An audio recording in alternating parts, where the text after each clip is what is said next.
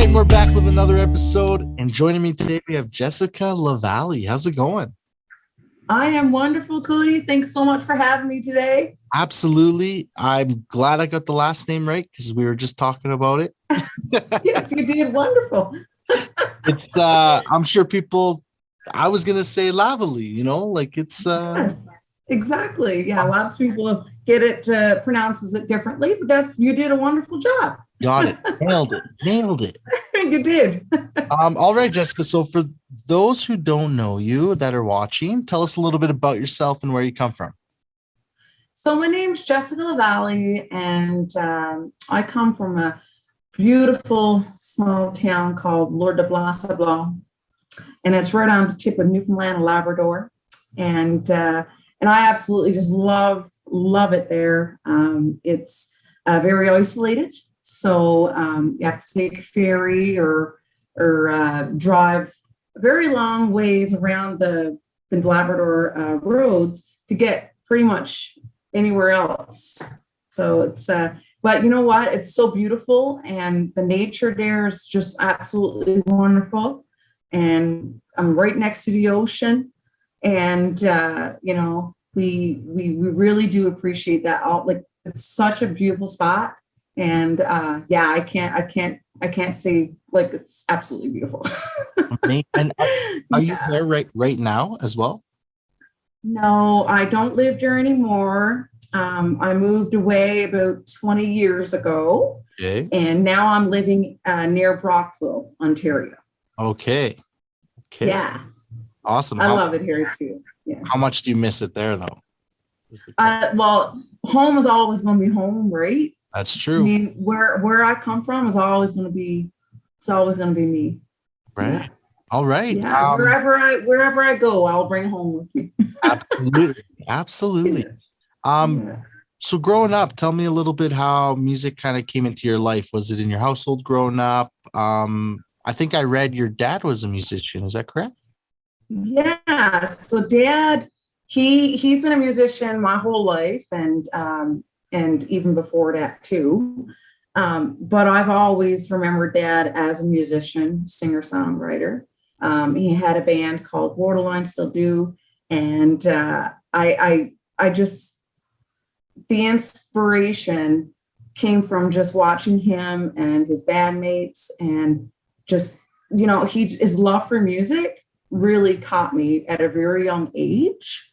And I'm also like, whenever we get together with family, there's always music. There's fiddles, there's accordions, there's harmonicas and guitars floating all over the place, and like step dancing, and it's music is surrounded all the time when I'm home. It's really magical. Yeah. Amazing.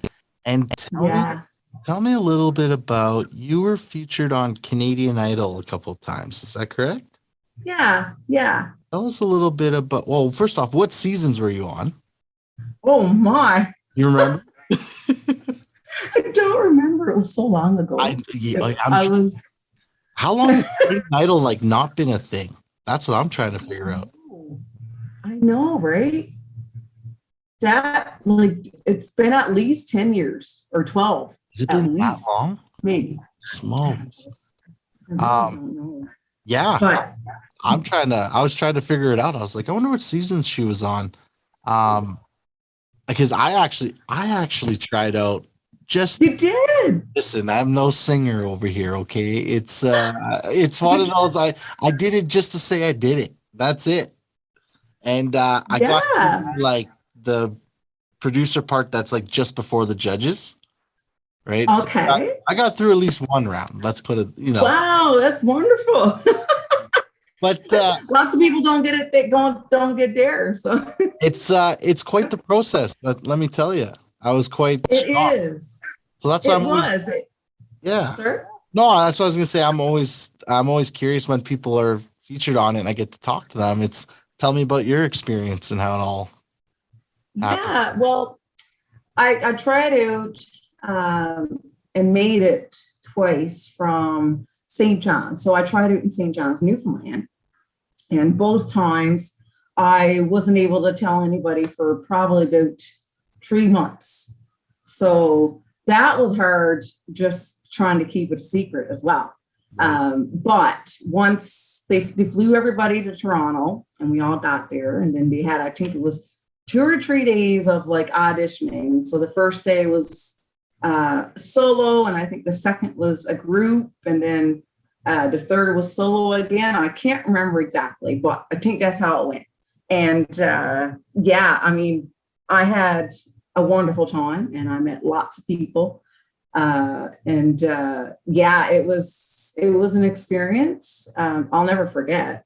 I know I didn't get a yes, but I took back a lot of experience from it because I had such a wonderful time. And I really I didn't know what I was getting myself into, but I'm happy I did it because, you know, everything's a learning process in the music industry, right? So that just made me even stronger, wanting to get back and do things that'll, you know, some of the suggestions they gave me and all that. And like, I just took it home and I just worked on things, or I just did what I wanted to do and I kept at it. Like, I didn't give up just because I said, I gotta know, right? Because I can't do that. Absolutely. Gotta get going. I say this all the time. I never take no's and no.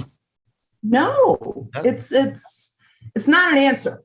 That's right. I take it as a not right now. So even though Canadian Idol's not around, you took it as a not right now, and here you are. Exactly. Yes. Yeah. So it was great. I remember singing From This Moment with another guy that was auditioning with me. I think we were in the group or the duo thing, and that's the song we chose to sing for one of the auditions. But I think that's the only one I remember out of all songs. Yeah. Awesome. Are there any like behind the scenes stuff that you can remember that had happened that cameras didn't catch or anything like that? No, not really. I mean, except for just everyone going around and just like all, you know, just getting prepared to get to practice, and everyone's in the hallways and in the hotel hallways practicing, going into stairwells to practice because there's good acoustics in a stairwell. Yep.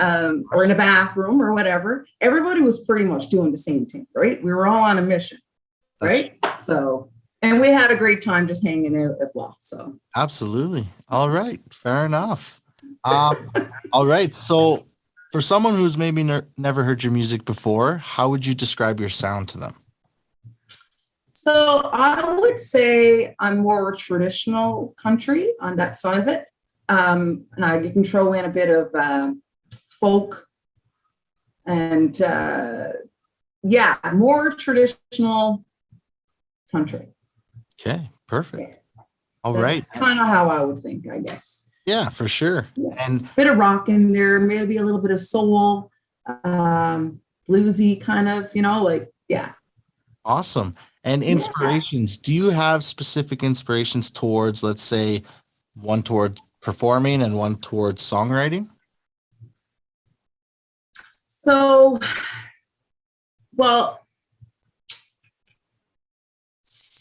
songwriting definitely would be Dolly Parton, and Loretta Lynn. I find they really speaks to the heart, and they really tell a story when they do write a song. And the same thing goes for Willie Nelson and Merle Haggard and, you know, all those guys, right? I really like the old style of writing when it comes to like an actual story from the beginning and it has an end. I love that kind of song. And I think like it's Jason Isbell, and then there's Brent Cobb, and there's Blackberry Smoke. I just love those guys. They've been a new band that I've started to listen to about 3-4 years ago, and I absolutely loved them. And Chris Stapleton. But then there's also on the folky side of things and Celtic side that I'm absolutely, that's part of me as well, is Ron Hines from Newfoundland. So he's an absolute wonderful songwriter. So yeah, on a songwriting side, that would be like probably more for sure. And what was the other one you said? Songwriting and what? And one towards performing.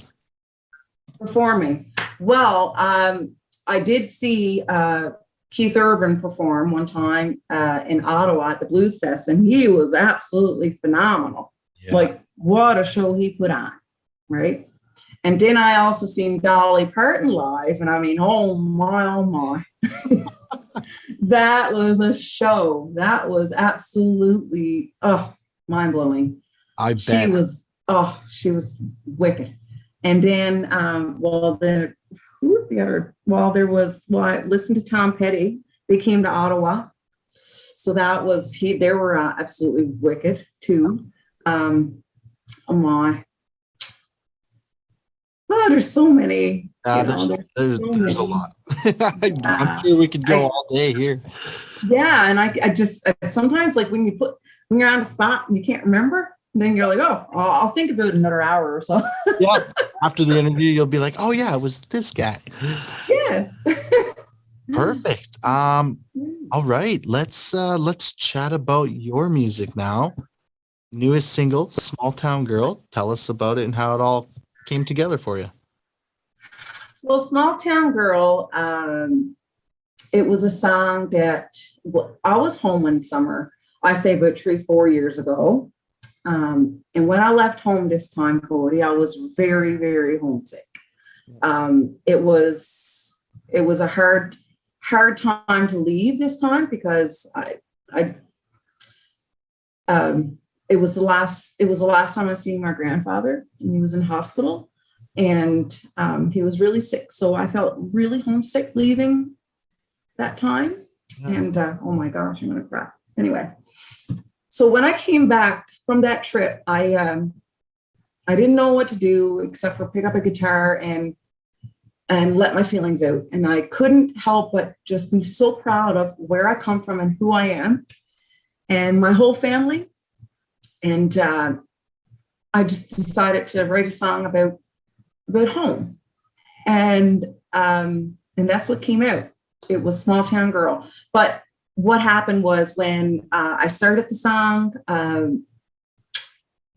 then Dad came up about 2-3 months later, and then he helped me, figure it out again. We kind of mingled around with the song. And then I said, okay, well, I think we're going to send a song to Carmen because I would really like to see what she can do with lyric wise with this song too. So I already had the melody done from the beginning.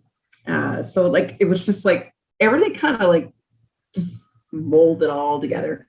And it was absolutely wonderful. And that's the way I love, to be honest, I love doing songs like that. I know it took a long time for it all to come together. Yep. But that's what's the beauty about it all. I just love the outcome of how it became Small Town Girl. Absolutely. And this is available on all platforms? Yes, it is. Awesome. It's available everywhere. And I also have, there's a lyric video on YouTube too. Oh, perfect. Do you have plans for like a full music video? We'll see. I guess it depends. Fair enough. All right. Yeah. Okay. With that being said, where are you finding most of your inspiration when you're songwriting? I'm assuming obviously life experiences and that kind of stuff. Guaranteed. Yeah. I find too, like as I'm getting older and I've lived a little, I'm closer to 40. So like I have young kids, I have youngsters running around and, like I feel like I could write about things, as opposed to 20 years ago, I could write stuff too, but now I really feel like, wow, there's lots of stuff that I could write about, whether or not it's my own experience or not. Sometimes I'll be around somebody and I'll hear something and I'll say, oh my gosh, that would be a good idea for a song. Or somebody will say something and I'll be like, oh, I better write that down or put that down on my phone because I'm guaranteed going to forget it if I don't. But there's always little things that pops up all around me, and I'm really aware of things now. As like I'm listening more, and like I take notice of the little things, and that's what I love about songwriting because there's always a story behind the song. But I do love writing a song from the beginning to the end as a little story. There's a little story in there somehow. For sure. Yeah. Love it. And do you do any co-writing or do you just write all on your own? I co-write mostly.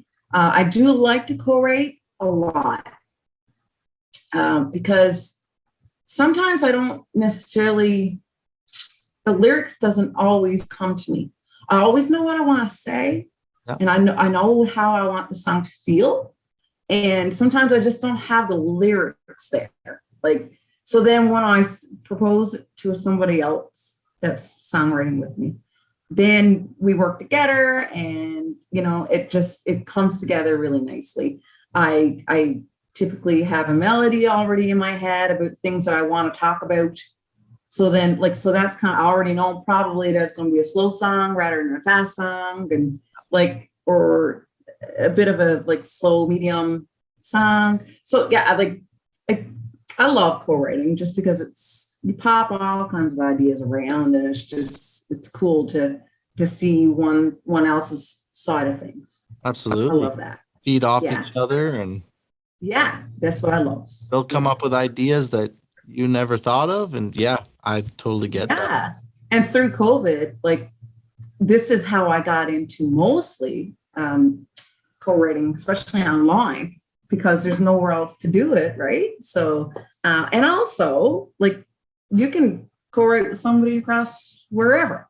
Yep. So, I've had the opportunity now to write with people that are from the States and stuff. So I just love that. Or even actually, because of COVID, I've been I even wrote online with people from Ottawa and stuff, right? Because that's just, you had no choice, right? That's right. So absolutely. Awesome. Is there I don't know what restrictions are like out over there nowadays, but do you have any shows lined up at all? Not recent, not ones that are going to be really soon. Okay. But I am going to be playing this summer. I have a few gigs lined up. Yeah. Okay. Awesome. And that's all available. If you go on my website, jessicalavallee.com, yeah, all of it is there. So if you want to see where I'm playing too, it'll be there anyway. Love it. Yeah. All right. One of the last things, are you able to tell everyone one thing they may not know about you? What is something we don't know about you yet? What can you tell us? Give us the goods. I speak French. Speak French? Yeah. Yeah. All right. Je parle français. I would totally try to speak French right now, but it would be terrible. Je suis complètement bilingue. Je parle français, puis j'adore ça. No clue. All right, Jessica, last thing, tell everyone where they can find you on social media. So you can find me at jessicalavallee.com, and you'll find all the links there, where there's Facebook and Instagram and all that good stuff. It's all there. And that's it pretty much. Yeah. That's it. awesome. All right, guys, go grab her latest single, Small Town Girl. And Jessica, I appreciate you taking the time today to chat. Thank you so much, Cody, for chatting with me. I appreciate it. Yes, stay in touch. And hopefully we can cross paths sometime. And yes, that would be wonderful. Awesome. All right, well, keep in touch and we'll talk soon. Thanks so much, Cody. All right, you bet. Bye-bye.